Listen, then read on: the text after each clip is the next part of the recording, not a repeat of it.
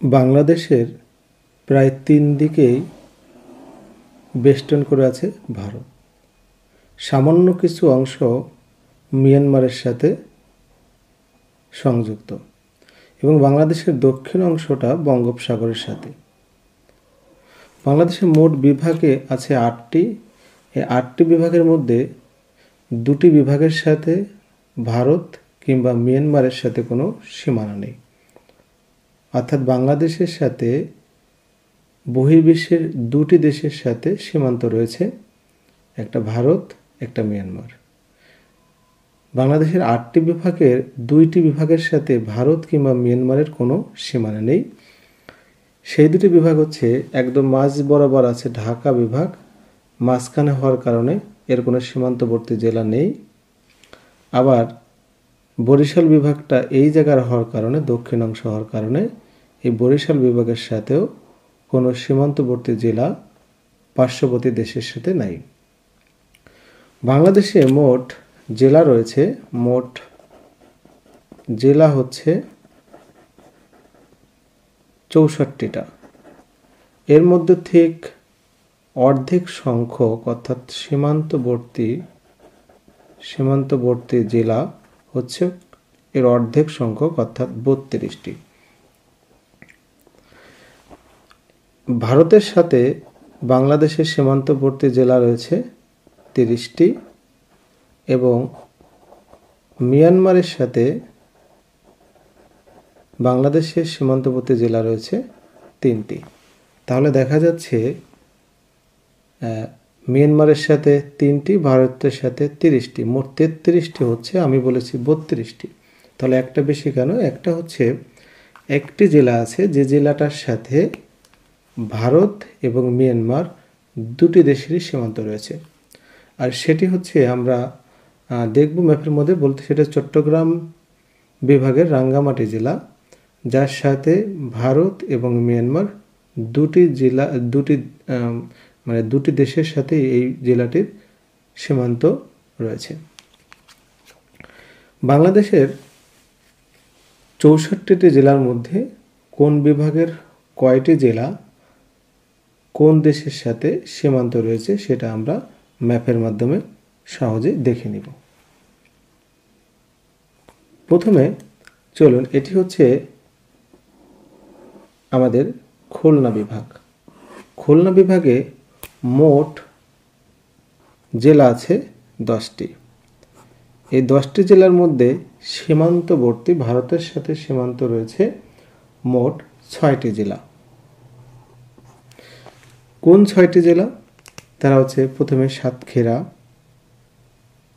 তারপর যশোর, ঝিনাইদহ, চুয়াডাঙ্গা, মেহেরপুর, কুষ্টিয়া। এই 6টি জেলার সাথে ভারতের সীমানা রয়েছে। অর্থাৎ এটা হচ্ছে বাংলাদেশের সীমান্তবর্তী, খুলনা বিভাগের সীমান্তবর্তী জেলা।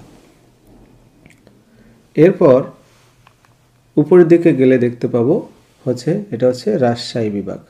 রাজশাহী বিভাগে মোট জেলা রয়েছে 8টি।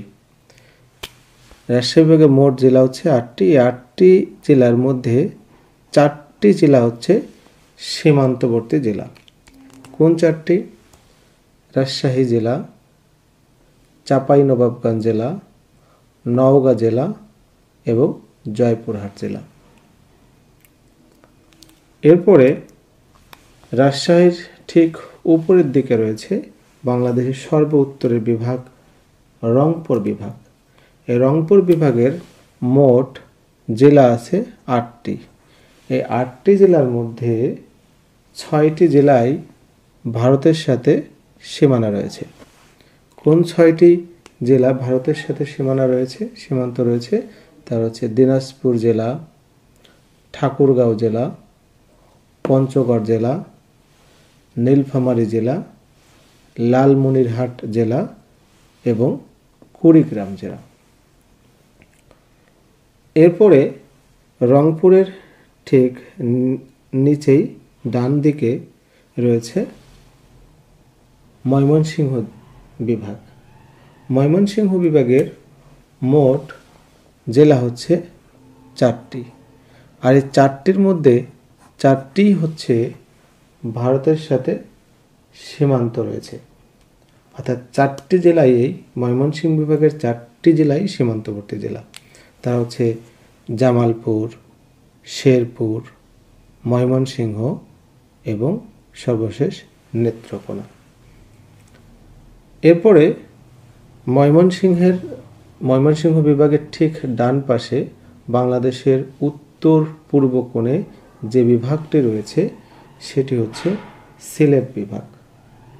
সিলেট বিভাগের মোট চারটি জেলা এবং এই চারটি জেলার চারটি হচ্ছে ভারতের সাথে সীমান্ত রয়েছে।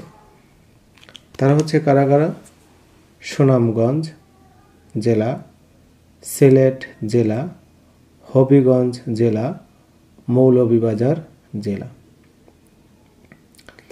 এরপরে আমাদের সর্বশেষ সীমান্তবর্তী বিভাগটা হচ্ছে বাংলাদেশের সবচেয়ে আয়তনে বড় বিভাগ, চট্টগ্রাম বিভাগ। চট্টগ্রাম বিভাগের মোট 11টি